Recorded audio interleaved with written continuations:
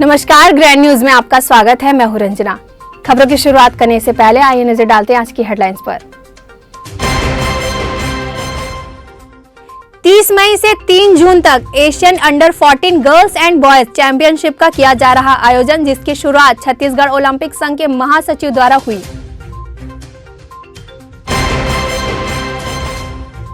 जनता की समस्या से रूबरू होने भिलाई नगर विधायक देवेंद्र यादव करेंगे प्रत्येक मंगलवार क्षेत्रवासियों से मुलाकात। बेखौफ होकर सड़कों पर गाड़ी दौड़ा रहे चालकों पर अब यातायात विभाग और पुलिस विभाग कर रही सख्ती से कार्रवाई।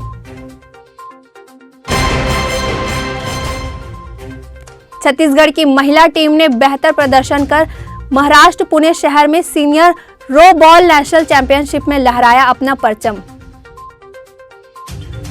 ग्रैंड न्यूज में अब खबरें विस्तार से।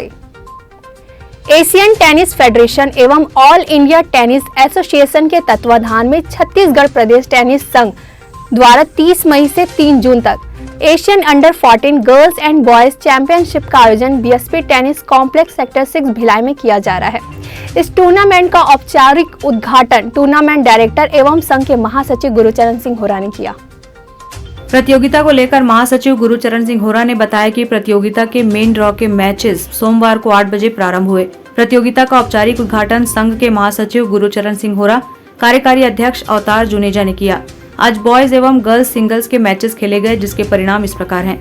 गर्ल्स सिंगल्स छत्तीसगढ़ की खिलाड़ी सुहानी पाठक ने अच्छा प्रदर्शन करते हुए छत्तीसगढ़ की ईशा शर्मा को 1-6, 6-3, 6-3 से दूसरे दौर में प्रवेश किया। अन्य मैच में जया कपूर ने अभिप्सा देहुरी को 6-0, 6-0, तविशी खिलादीवल ने श्रवणी को 6-0, 6-0, पिया मिस्त्री ने सना शेष को 6-1, 6-0, छत्तीसगढ़ की अनामाया दुबे ने नव्या शर्मा को 6-3, 7-5 से, आहान ए ने निशा इंजा को 6-0, 6-1, कीर्ति यानी घटकर ने छत्तीसगढ़ की संस्कृति तायल को संघर्षपूर्ण मैच में 6-3, 4-6, 6-4 से, नंदिनी कंसल ने श्रीनिधि पोटाजू को 6-1, 6-1, दीक्षा कुमार ने मोहक कुलकर्णी को 6-1, 6-1 से हराकर दूसरे दौर में प्रवेश किया। बॉयज सिंगल्स में छत्तीसगढ़ के खिलाड़ी अच्छा प्रदर्शन नहीं कर पाए। शशांक प्रसाद ने विहार शरण भाटिया को 6-1, 6-1 से, रणवीर सिंह पन्नू ने मोहम्मद आरिस को 6-3, 6-1 से, चंद्र सिद्धार्थ कोप्रपू ने तव्या गोयल को 6-0, 6-0 से, वणिज आर्यन पोत हुनूरी ने अभिनव सिंह को 6-0, 6-1 से हराकर दूसरे दौर में प्रवेश किया। वहीं पूर्व की तरह इस वर्ष भी भिलाई इस्पात संयंत्र ने अपना स्टेडियम इस टूर्नामेंट को ऑर्गेनाइज करने हेतु प्रदान किया। इस टूर्नामेंट को सुचारू रूप से संपन्न करने हेतु एटीएफ सुपरवाइजर प्रवीण कुमार नायक आ चुके हैं। इस टूर्नामेंट के कोऑर्डिनेटर रुपेंद्र सिंह चौहान एवं राजेश पाटिल हैं। मंगलवार को सिंगल के दूसरे दौर के मैच एवं डबल्स के पहले दौर के मैच होंगे। एशियन टेनिस टूर्नामेंट जो कि भिलाई में आयोजित किया जा रहा है, इस टेनिस संघ के अध्यक्ष माननीय भूपेश बघेल के मुख्यमंत्री, छत्तीसगढ़ राज्य ओलंपिक संघ के अध्यक्ष के दिशा निर्देश में पहली बार एशियन टूर्नामेंट यहाँ भिलाई में होने जा रहा है। इसका आज विधिवत उद्घाटन किया गया। मैं सभी खिलाड़ियों को अपनी शुभकामनाएं देता हूँ। मैनेजर को देश विदेश से आए हुए सभी खिलाड़ियों को शुभकामनाएं जी। छत्तीसगढ़ एशियन अंडर 14 चैम्पियनशिप 2022 जिसका कि शुभारंभ आज हमारे महासचिव गुरुचरण सिंह होरा ने किया। साथ में उनके साथ अवतार सिंह जुनेजा, कार्यकारी अध्यक्ष छत्तीसगढ़ स्टेट टेनिस एसोसिएशन भी उपस्थित थे, और साथ ही इस टूर्नामेंट के जो एटीएफ सुपरवाइज़र हैं प्रवीण कुमार नायक है। ये अंडर 14 गर्ल्स एंड बॉयज़ का सिंगल्स और डबल्स के मैचेस खेले जाएंगे, जो कि और इस टूर्नामेंट का समापन 4 जून को होगा। ग्रैंड न्यूज के लिए अतुल शर्मा की रिपोर्ट। भिलाई की जनता की समस्याओं का निराकरण करने के लिए विधायक देवेंद्र यादव प्रत्येक मंगलवार जन दर्शन कर रहे हैं। भिलाई की जनता की मूलभूत समस्याओं का निराकरण करने के लिए विधायक देवेंद्र यादव प्रत्येक मंगलवार सुबह 9 बजे से अपने कुर्सीपार कार्यालय में जन दर्शन का आयोजन करते हैं, जिसमें जनता की राशन कार्ड, पानी, स्वच्छता से संबंधित सभी समस्याओं का समाधान किया जाता है। प्रत्येक मंगलवार लगने वाले इस जन दर्शन में पहुंचने वाले लोगों की समस्या को संज्ञान में लिया जाता है और उनका निगम के माध्यम से तुरंत निराकरण किया जाता है। जन दर्शन में निगम सभापति बंटी साहू, महापौर व अन्य कार्यकर्ता मौजूद रहे। हम रेगुलरली क्षेत्र की जनता से मिलने यहाँ कुर्सी पार ऑफिस पे आते हैं और इसी तारतम्य में आज भी सब लोगों से मिलने भेंट करने आए थे।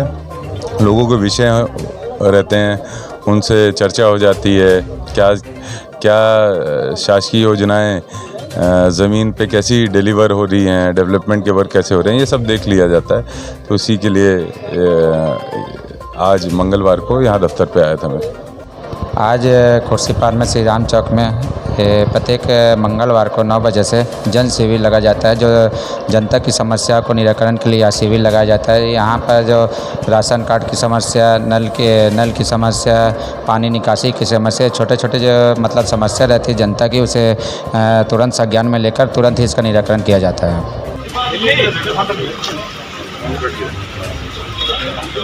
ग्रैंड न्यूज़ के लिए हर्ष सोनी के साथ पूजा इंदौरिया की रिपोर्ट। यातायात विभाग और पुलिस विभाग के द्वारा जिले के सभी बड़े चौक चौराहों पर चालानी कार्यवाही लगातार की जा रही है, जिसमें अधिकारी प्रत्येक वाहन चालकों के दस्तावेजों को भी खंगाल रहे हैं। लेकिन चालानी कार्यवाही में कहीं न कहीं तो लापरवाही बरती जा रही है, जिससे 2 पहिया वाहन व 4 पहिया वाहन चालक बेखौफ होकर सड़कों पर गाड़ियां दौड़ा रहे हैं। जिले में बढ़ रही सड़क दुर्घटनाओं को लेकर लगातार पुलिस विभाग और यातायात विभाग के द्वारा कार्रवाई की जा रही है और 2 पहिया व 2 पहिया वाहन चालकों के दस्तावेजों की जांच भी की जा रही है। बावजूद इसके 2 पहिया व 4 पहिया वाहन चालक बेखौफ सड़कों पर गाड़ियां दौड़ा रहे हैं। इसमें कहीं न कहीं यातायात विभाग और पुलिस विभाग द्वारा लापरवाही बरती जा रही है, जिसके चलते वाहन चालकों में अधिकारियों का खौफ नहीं है। पुलिस के द्वारा लगातार चालानी कार्रवाई की बात की जा रही है, लेकिन सड़कों पर आज भी कई ऐसे वाहन हैं जिनमें काली फिल्म लगी हुई है और वे 3 सवारी बैठाकर गाड़ी चला रहे हैं। ट्रैफिक पर खड़े जवान अपनी ड्यूटी जरूर कर रहे हैं, लेकिन ऐसे वाहन चालकों पर कार्रवाई नहीं कर रहे हैं। शायद उन्हें भी बड़े अधिकारियों की शय प्राप्त है, जिसकी वजह से वे भी ऐसे वाहन चालकों पर कार्रवाई करने से बच रहे हैं। इधर कविलास टंडन का कहना है कि वे बराबर काली फिल्म वाली गाड़ियों और 3 सवारी बैठाकर वाहन चलाने वालों पर कार्रवाई कर रहे हैं, पर सड़कों पर नजारा कुछ और ही देखने को मिल रहा है। तो वाहन में चालानी कार्रवाई तो हमारा प्रतिदिन कार्रवाई की जाती है, जिसमें 3 सवारी बैठे हुए हैं, शराब पी करके वाहन चलाने वाले के खिलाफ, कार में काले पेंट लगा के, काले फिल्म लगा के जो रहते हैं, उन लोगों के खिलाफ लगातार कार्रवाई कर रहे हैं हम लोग। और बीच में शहर में जो कुछ लड़के जो स्टंटबाजी करते हैं, स्टंटबाजी करने वालों के खिलाफ अपन पुलिस अधीक्षक महोदय के आदेशानुसार में थाने के बल के साथ मिल करके, ट्रैफिक के बल मिल करके घेराबंदी करके कार्रवाई की जाती है।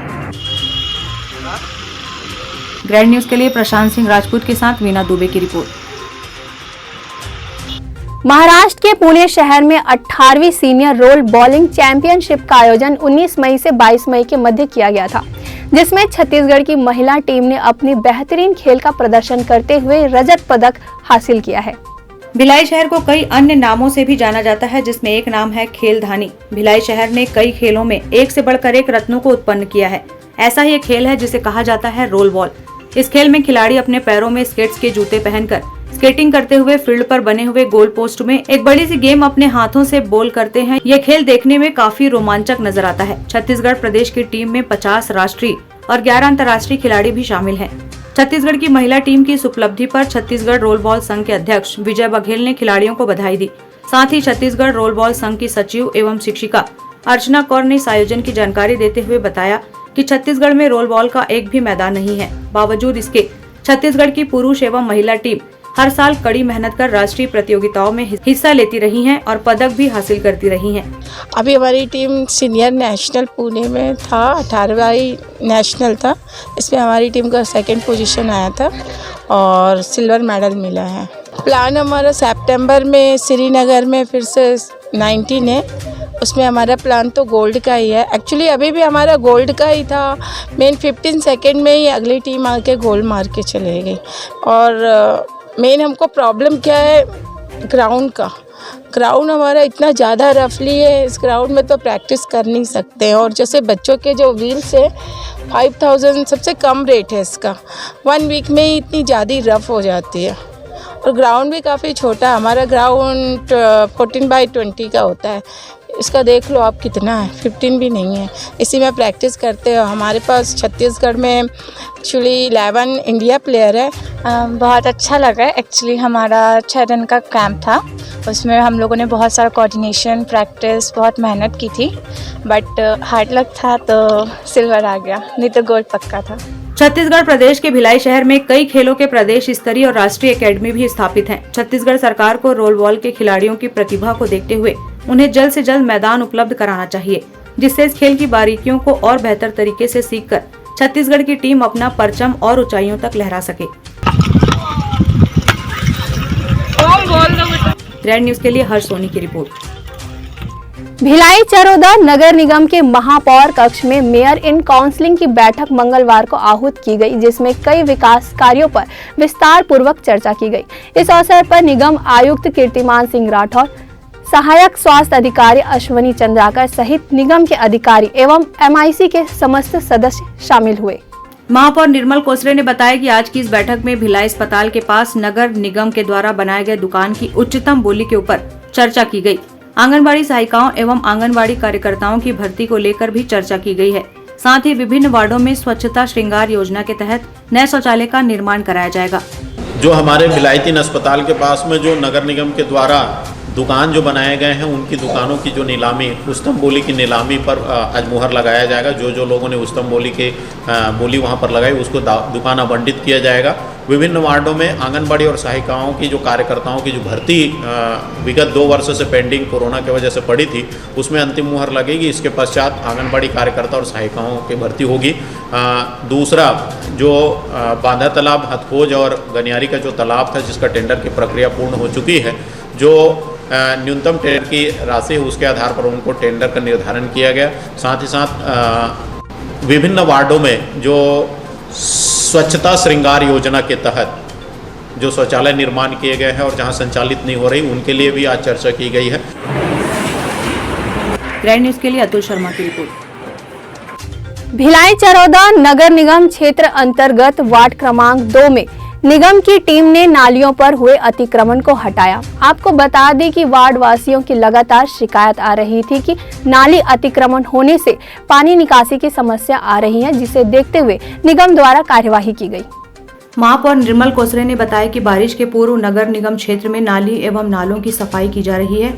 नाली के ऊपर हुए अतिक्रमण के कारण पानी निकासी की समस्या को देखते हुए निगम द्वारा अतिक्रमण के ऊपर कार्रवाई की जा रही है, जो कि प्रत्येक वार्ड में भी की जाएगी।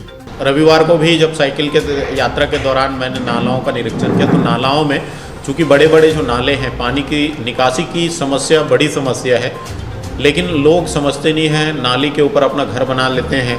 जो लोग भी नाली के ऊपर अवैध कब्जे किए, उन सारे लोगों का निर्माण तोड़ा जाएगा। पहले दृष्टिकोण से जो हथखोज में नाली के ऊपर जो घर बनाए थे, उस नाली को व्यवस्थित किया जा रहा है। इसी प्रकार से हथखोज में भी जो गौठान में जो अतिक्रमण किए थे, उस गौठान के अतिक्रमण को भी हटाया गया। जैसे जैसे आवश्यकता होगी और लोगों की डिमांड आएगी, उस अनुसार से सारे अतिक्रमणों को, सार्वजनिक जगहों के अतिक्रमण को हटाया जाएगा। ग्रैंड न्यूज के लिए अतुल शर्मा की रिपोर्ट। दुर्ग नगर निगम की लचर कार्यशैली एवं अव्यवस्थाओं को लेकर दुर्ग जिला भाजपा द्वारा जंगी प्रदर्शन 1 जून को राज्यसभा सांसद सरोज पांडे के नेतृत्व में किया जाएगा, जिसे लेकर तैयारियां की जा रही है। गौरतलब है कि दुर्ग नगर निगम शहरी सरकार के पिछले 2.5 साल के कार्यकाल में जिस तरीके से शहर में पुरानी चीजों को तोड़-फोड़ कर दोबारा बनाया जा रहा है, वहीं जल संकट गहराता जा रहा है। इस विभिन्न समस्याओं को लेकर बड़ा हल्ला बोल प्रदर्शन दुर्ग जिला भाजपा द्वारा बुधवार को निगम कार्यालय में किया जाएगा, जिसके लिए पार्टी द्वारा विशेष बैठक लेकर तैयारियां की गई है। इस प्रदर्शन में लगभग 5000 लोगों के सम्मिलित होने की उम्मीद जिला भाजपा द्वारा जताई जा रही है। देखिए, 2.5 वर्ष हो गए निगम के इस कार्यकाल को, और दुर्ग शहर की जनता ने अपने महापौर को ठीक से देखा नहीं। सड़क, पानी, बिजली की मूल अवधारणा पे नगर निगम का कार्यशैली रखता है, किंतु इन तीनों विषयों में आप किसी भी वार्ड के नवीन क्षेत्रों में चले जाइए, सड़कों की गति बहुत दुर्दशा है। सड़कों की दुर्ग शहर में सफाई का हाल बेहाल है, अभी आपने 3 दिनों में देखा होगा। और पेयजल में कम से कम 500 बार 250 सालों में, मैं ये संख्या बेहद सोच के बोल रहा हूँ, कम से कम 500 बार शहर के विभिन्न क्षेत्रों में पेयजल आपूर्ति बाधित रही। इसके अलावा आवारा पशुओं पे नियंत्रण नहीं है, हमारे नौजवान काल कल्पित हो रहे हैं, उससे यातायात की कोई दशा दिशा नहीं है। माननीय महापौर जी के पास ना कोई विजन है, ना कोई दृष्टिकोण है, केवल एक काम है, माननीय विधायक जी के पीछे पीछे घूमना, उन्हें प्रसन्न करना। इससे दुर्ग शहर की जनता त्राही हो चुकी है। अधिकारी कर्मचारी नौकरी छोड़ के जा रहे हैं और जितने सब जवाब दिखाए गए थे 3.5 वर्ष पूर्व प्रदेश सरकार से और 2.5 वर्ष पूर्व नगर निगम के महापौर के द्वारा, वो सारे फेल हुए हैं। न पट्टा बटा है, न निराश्रित पेंशनधारियों की पेंशन बढ़ी है। इन सारे मुद्दों को लेकर एक जंगी प्रदर्शन 1 जून को दुर्ग शहर के नगरवासी करेंगे। एक्चुअली जो पूरे शहर की दुर्दशा हो गई और किसी का काम नहीं हो रहा है और जो जा रहा है वहाँ पर नगर निगम में सिर्फ और सिर्फ उन वार्डों का नाम हो रहा है, उन वार्डों का काम हो रहा है जो जिसमें कांग्रेस प्रत्याशी हैं, जिसमें कांग्रेस के पार्षद हैं, और उन वार्डों का काम ही नहीं हो रहा है जिसमें भाजपा के पार्षद हैं, जिसमें निर्दलीय पार्षद हैं। अरे भाई, आप एक जनप्रतिनिधि हो, एक आप उनके लिए हो आप, और आप उसी में पार्शियलिटी कर रहे हो। किसी में पानी जाना, किसी में नहीं जाना, कि कहीं रोड बनवाना, कहीं नहीं रोड बनवाना। ये कहाँ की ये एक जनप्रतिनिधि के और सब चीज़ों के ये ठीक नहीं है। ये महोत्सव से जुड़े जो कार्यक्रम चल रहे हैं, रैड न्यूज के लिए दुर्ग से अतुल शर्मा के साथ रीना दुबे की रिपोर्ट। उनके बारे में भी वक्त है एक छोटी सी ब्रेक का। खबरें और भी हैं, बने रहिए ग्रैंड न्यूज के साथ। मैं जब अपने बालों को कोम करती थी तो मेरे काफ़ी ज़्यादा बाल कोम्बिंग से टूट जाते थे और सीजनल चेंजेस की वजह से डैंड्रफ भी होता था। फैमिली में भी कुछ लोगों को ये प्रॉब्लम थी। तब मुझे मेरी फ्रेंड ने वास्तु गुरुजी हेयर ऑयल सजेस्ट किया, जिसके सिर्फ 2 यूजेस बाद ही मुझे ऐसा लगा जैसे मेरी स्कैल्प क्लीन महसूस हो रही है, और सिर्फ 4 वॉशेस बाद ही मेरी हेयर फॉल और डैंड्रफ की प्रॉब्लम ऑलमोस्ट जड़ से खत्म हो गई। और इस ऑयल की सबसे अच्छी बात यह है कि ये होममेड है, और उससे भी अच्छी बात यह है कि ये वर्क करता है।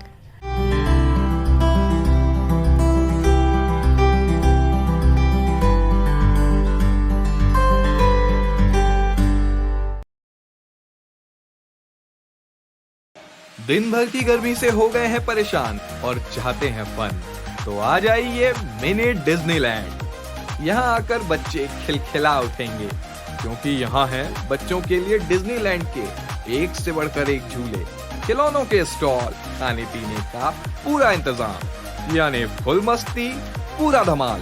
इसके अलावा मम्मी पापा के लिए भी है शॉपिंग का इंतजाम। तो चले आइए मेला मैदान, दक्षिण गंगोत्री, सुपेला, भिलाई। ब्रेक के बाद आपका स्वागत है। लगातार बढ़ रही गर्मी से जहां आम आदमी परेशान है, वहीं शहर के घुमंतु पशु भी इससे अछूते नहीं है। जहां गौठानों में भी पशु की देखभाल के लिए कोई खास व्यवस्था नहीं की जा रही। बढ़ती गर्मी को देखते हुए शहर में जगह जगह घुमंतु पशुओं की प्यास बुझाने के लिए कोटना बांटे गए थे, लेकिन कहीं भी इसकी व्यवस्था देखने को नहीं मिल रही है, जिसकी वजह से पशु गर्मी और प्यास से हलाकान हो रहे हैं। निगम द्वारा बनाए गए गौठान भी खाली पड़े हुए हैं, जिनमें पशुओं की देखभाल के लिए कोई खास व्यवस्था नहीं की गई है। इसके अलावा प्लास्टिक से पर्यावरण पर पड़ रहे दुष्प्रभाव को देखते हुए राज्य सरकार ने प्रदेश में पॉलीथीन पर प्रतिबंध लागू किया है। बावजूद इसके प्रदेश भर में धड़ल्ले से पॉलीथीन का प्रयोग हो रहा है। इसका सीधा प्रभाव पशुओं पर पड़ रहा है। पॉलीथीन खाने से आए दिन पशुओं की मौत भी हो रही है। प्रशासनिक तमाम कवायद के बावजूद पॉलीथीन का प्रयोग नहीं बंद कर रहे। दुकानों पर अभी भी झिल्लियों का प्रयोग धड़ल्ले से हो रहा है। लोग जागरूक नहीं हैं या होना नहीं चाहते। बगैर झोले के बाजार जाने वाले लोगों के लिए मजबूरन दुकानदारों को पॉलीथीन रखनी पड़ती है। बड़ी संख्या में बेसहारा पशु शहर में भटक रहे हैं। सड़कों के किनारे पड़ी झिल्लियां उनकी मौत का सामान बन रही है। नगर में हर जगह कूड़े के ढेर लगे हैं। ये घुमंतु पशु कूड़े के पड़े ढेर से भी जो चीज खाते हैं उसी के साथ पॉलीथीन भी उनके पेट में चली जाती है। यही उनकी मौत का कारण बनता है। आप देख रहे होंगे भीषण गर्मी में जगह जगह सड़कों पे गाय और बैलों की मौत हो रही है, और ये घुमंती जीव जंतु इस प्रकार का चारा नहीं होने के कारण, पानी की व्यवस्था नहीं होने के कारण इनकी मृत्यु दर काफ़ी बढ़ गई है। अभी भी देखेंगे कैलाश नगर मेन रोड के ऊपर में एक नंदी महाराज बुरे हालत में है और उनकी अभी देहांत हो गया। और हमारे जो भिलाई में जिस प्रकार का कचरा बिखरा हुआ है और जिस तरह के लोग प्लास्टिक का, जिस तरह गाय बैल प्लास्टिक का सेवन कर रहे हैं, उससे गाय बैल की ज़्यादा मृत्यु दर हो रही है।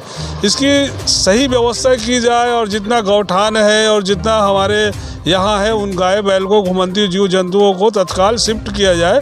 और ये आयुक्त महोदय, भिलाई नगर निगम आयुक्त महोदय को मैं बिल्कुल प्रार्थना करता हूँ और उनसे मांग करता हूँ कि वह घुमंती जीव जंतुओं को तत्काल काजी हाउस में या अपने जितने भी गौठान हैं वहाँ शिफ्ट करने की कृपा करें।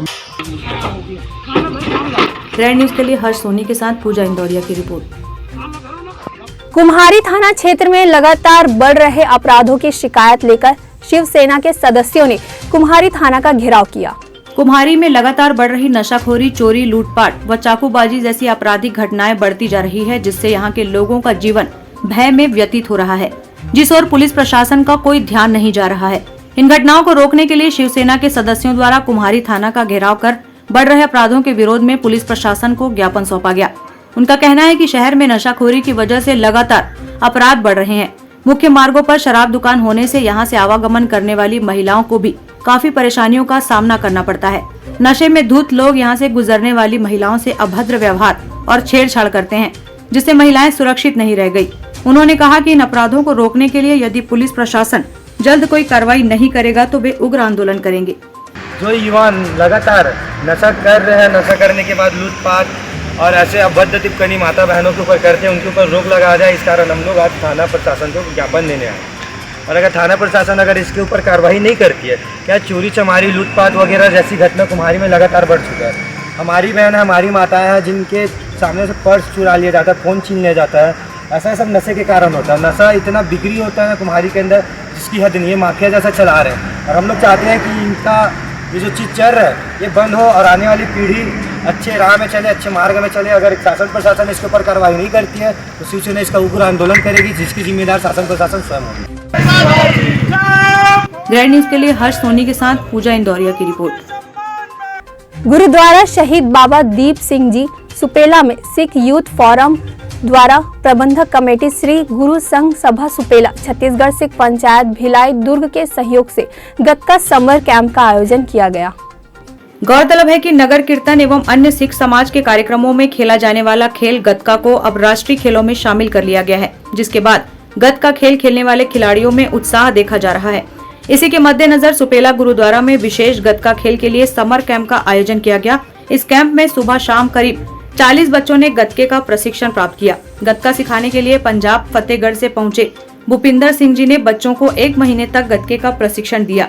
साथ ही बास्केटबॉल की राष्ट्रीय खिलाड़ी करुणा ने बच्चों को फिटनेस की ट्रेनिंग दी। सिख यूथ फोरम के महासचिव जसविंद सिंह खालसा ने बताया कि जब से गतके को राष्ट्रीय खेलों में शामिल किया गया है, बच्चों में इस खेल को लेकर काफी उत्साह है।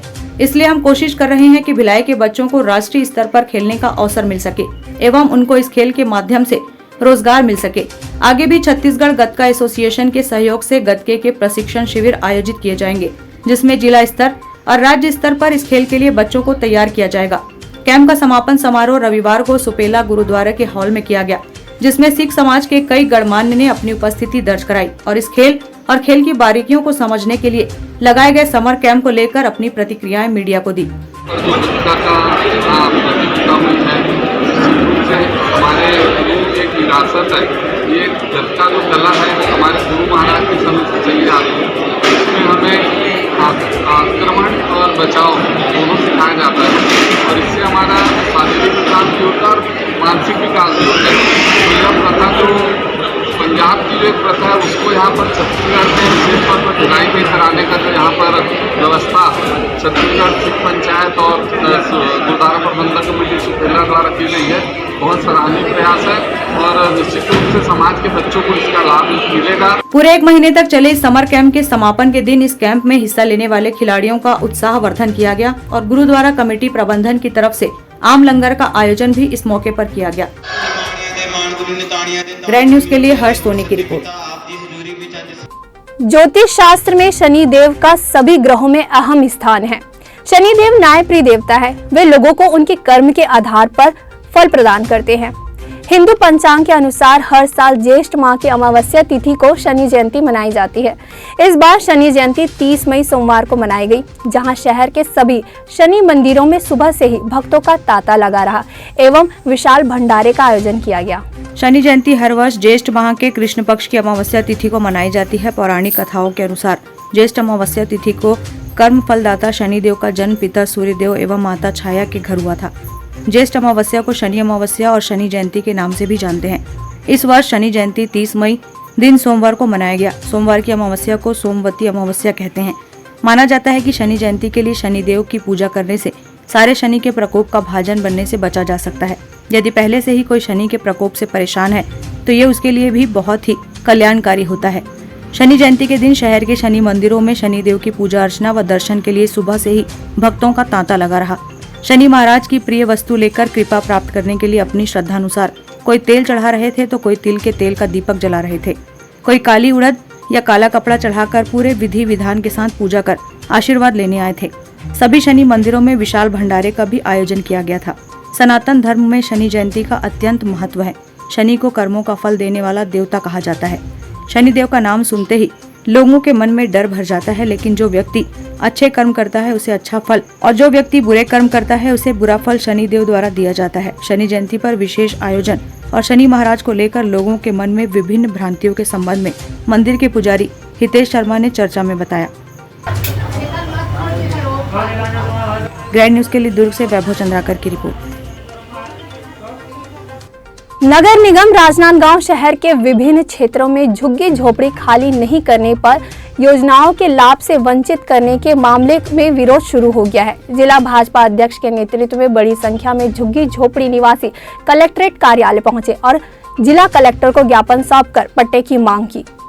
राजनांदगांव शहर के विभिन्न क्षेत्रों में झुग्गी झोपड़ी में निवासरत लोगों को प्रधानमंत्री आवास योजना से मकान आवंटित किया जा रहा है। वहीं जिनके मकान आवंटित होने के बाद भी हितग्राही उनके आवासों में निवास के लिए नहीं जा रहे हैं, तो नगर निगम द्वारा सभी क्षेत्र के झुग्गी झोपड़ी बस्तियों में पोस्टर चस्पा कर अपने मकानों को खाली करने का फरमान जारी किया गया है और ऐसा नहीं करने पर किसी भी योजना का लाभ नहीं देने का नोटिस चस्पा किया गया है, जिसका विरोध अब शुरू हो चुका है।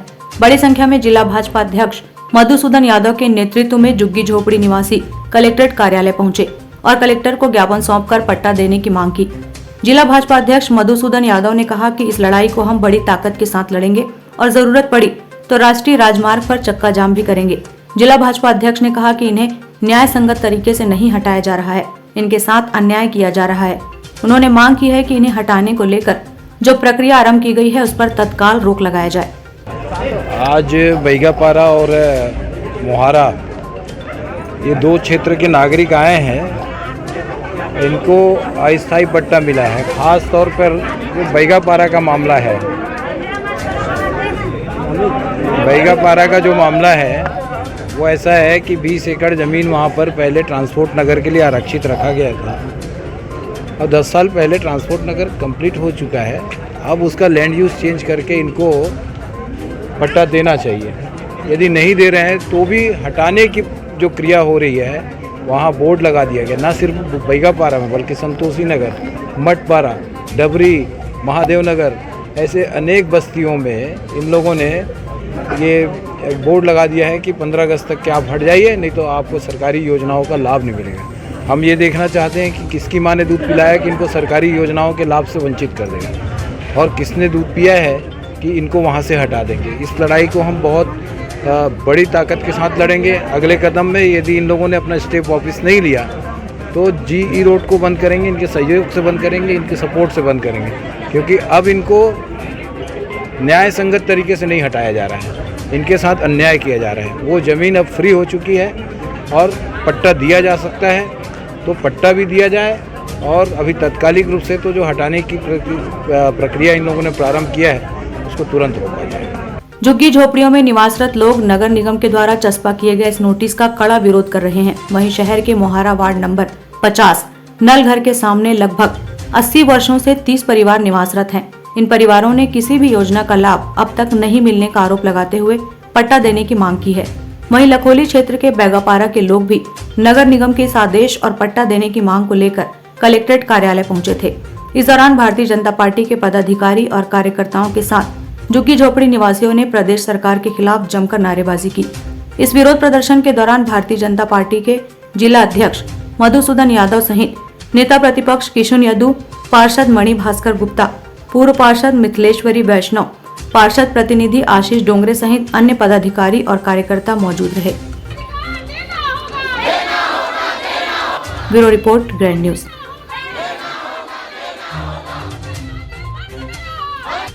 प्रधानमंत्री नरेंद्र मोदी के नेतृत्व में केंद्र सरकार के 8 वर्ष कार्यकाल को विफल बताते हुए छत्तीसगढ़ प्रदेश कांग्रेस कमेटी के महामंत्री शाहिद खान ने प्रधानमंत्री के नाम राजनांदगांव के SDM को ज्ञापन सौंपकर केंद्र सरकार पर कई आरोप लगाया है। प्रधानमंत्री नरेंद्र मोदी के नेतृत्व में केंद्र की सरकार के 8 वर्ष का कार्यकाल पूर्ण हो चुका है। इस कार्यकाल को असफल बताते हुए छत्तीसगढ़ प्रदेश कांग्रेस कमेटी के महामंत्री शाहिद खान ने प्रधानमंत्री के नाम राजनांदगांव एडीएम सीएल मार्कंडे को एक ज्ञापन सौंपकर कहा कि उनके 8 साल के कार्यकाल में जनता को निराशा हाथ लगी है। उन्होंने वर्ष 2022 तक किसानों की आय दुगनी करने की बात कही थी, लेकिन अब तक किसानों की दुगनी आय का कुछ अता पता नहीं है। वहीं प्रधानमंत्री की कार्य योजना का भी कोई अता पता नहीं है। महामंत्री शाहिद खान ने केंद्र सरकार पर आरोप लगाते हुए कहा कि किसानों की खाद बीज में जीएसटी लगाकर उसे महंगा कर दिया गया है। केंद्र की सरकार खेती किसानी के लिए कुछ लाभ देने का काम नहीं कर रही है। केंद्र सरकार द्वारा दी जाने वाली किसान सम्मान निधि को लेकर शाहिद खान ने कहा कि भूपेश बघेल सरकार की राजीव गांधी किसान न्याय योजना की नकल कर प्रधानमंत्री कार्यक्रम आयोजित कर किसान सम्मान निधि की राशि बांट रहे हैं। 2-2 हजार रुपए करके प्रतिवर्ष वे 6,000 रुपए किसानों को देते हैं, जो ऊंट के मुंह में जीरे के समान है। माननीय प्रधानमंत्री जी ने जो 8 साल का उनका कार्यकाल हुआ है और 8 साल के कार्यकाल में जो जनता को निराशाजनक हाथ लगी है, जैसे उन्होंने जो घोषणा करी थी कि हम किसानों को 2022 में किसानों का आय को दुगनी करेंगे। अभी 2022 चल रहा है और किसान इस 2022 में खेत के काम के लिए एकदम सर पे खड़ा हुआ है कि बस बारिश आई और किसान को खेत के लिए काम चालू कर रहा है। आज 2022 हो गया, लेकिन किसानों के आय के दुगना का कोई अता पता नहीं है। उनकी जो कार्य योजना है उसका कोई अता पता नहीं है। किसानों के लिए जो खाद बीज है उसमें जीएसटी लगा के उसको इतना महंगा कर दिया गया है कि वो एक तो पर्याप्त मात्रा में खाद किसानों को मिल नहीं रहा है और इसको इतना महंगा कर दिया गया है कि वो किसान की पहुंच से दूर होता जा रहा है। तो किसान की जो खेती के लिए ये जो केंद्र की जो सरकार है वो कुछ लाभ देने के काम नहीं कर रही है। आज ज्ञापन सौंपने के दौरान पत्रकारों से चर्चा करते प्रदेश कांग्रेस कमेटी के महामंत्री शाहिद खान ने केंद्र की नरेंद्र मोदी सरकार को जमकर घेरा। उन्होंने कहा कि बेरोजगारों को रोजगार देने की बात कही गई थी, लेकिन इसमें भी वे विफल रहे। वहीं महात्मा गांधी राष्ट्रीय ग्रामीण रोजगार गारंटी योजना में 8-10 महीने से 300 करोड़ रुपए मटेरियल की राशि प्रदेश की रुकी हुई है। वहीं 145 करोड़ रुपए मजदूरी भुगतान की राशि भी रुकी है, जिससे महात्मा गांधी राष्ट्रीय ग्रामीण रोजगार गारंटी योजना में कार्यरत मजदूरों को परेशानी का सामना करना पड़ रहा है। उन्होंने केंद्र सरकार के 8 साल के कार्यकाल पर आरोप लगाते हुए कहा कि हर जगह अराजकता फैली हुई है, किसी भी वर्ग को लाभ देने का काम केंद्र की सरकार नहीं कर रही है। ज्ञापन सौंपने के दौरान जिला कांग्रेस कमेटी के प्रवक्ता रुपेश दुबे, दक्षिण ब्लॉक कांग्रेस कमेटी के अध्यक्ष सूर्यकांत जैन, भावेश अग्रवाल आदि उपस्थित थे। Bureau report, grand news. Bemetara में कबीर साहेब की प्रकट दिवस के अवसर पर ब्लॉक इकाई मानिकपुरी पानिका समाज द्वारा त्रिदिवसीय बरसाइता चौका आरती का आयोजन किया गया। आपको बता दें कि सैकड़ों लोगों ने शोभा यात्रा निकालकर तालाब से लिए पानी को वहीं कबीर के मानने वाले अनुयायियों और संतों के द्वारा लगाए गए कबीर के जयकारे और जयकारों से पूरा माहौल कबीरमय हो गया। बेमेतरा के टाउन हॉल में मानिकपुरी पनिका समाज ब्लॉक इकाई द्वारा त्रिदिवसीय बरसाइत महायज्ञ चौका आरती कार्यक्रम का आयोजन रखा गया था, जिसमें कार्यक्रम में छत्तीसगढ़ के विभिन्न स्थानों से शामिल हुए मानिकपुरी पनिका समाज के लोग। आज 31 मई को चौका आरती के पश्चात त्रिदिवसीय कार्यक्रम का समापन होगा। कबीर साहब के प्रकट दिवस में कार्यक्रम रखा गया है 3 दिन का, 29, 30, 31 का कार्यक्रम रखा गया है। जो बरसाइत महायज्ञ के रूप में मानिकपुरी समाज बेमेतरा जिला पूरा मना रहे हैं। पूरा बेमेतरा जिला, दुर्ग जिला, बिलासपुर, राजनांदगांव, रायपुर, सब जगह बंदगी साहेब हमारे बेमेतरा में सतगुरु कबीर साहब का प्राकट्य दिवस 29, 30 और 31 मई को रखा गया है, जिसमें आज बरसाइत चौका का आयोजन किया गया है।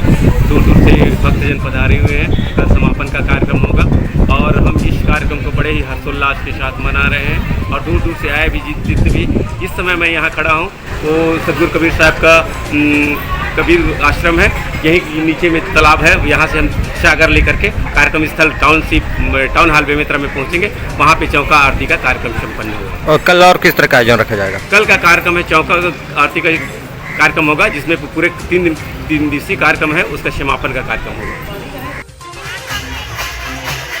Bureau report, grand news. Grand news की बुलेटिन में फिलहाल इतना ही। मुझे दीजिए इजाजत। नमस्कार।